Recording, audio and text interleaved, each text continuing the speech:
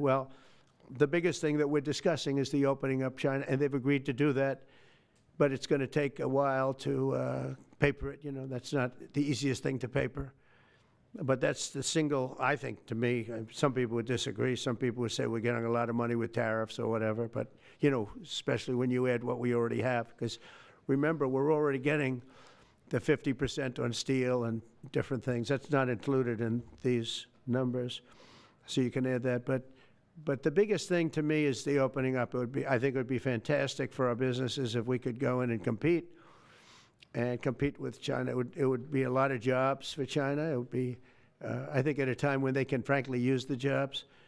And that's what we're talking about. So that's a very, very important element to add. So when Scott, I watched him speak the other day, and I think he didn't want to say it, but I said, it's okay to say it. Look, if we don't get it, we don't get it. But if we don't get it, it won't be a positive thing.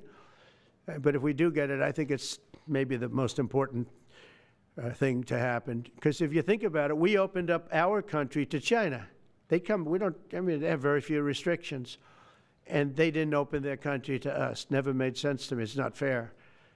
And they've agreed to open China, fully open China. And I think it's going to be fantastic for China. I think it's going to be fantastic for us. And I think it's going to be great for unification and peace. China will also suspend and remove all of its non-monetary barriers. They've agreed to do that.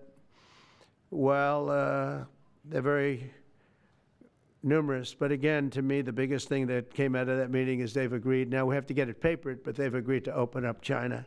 It's going to be great for everybody.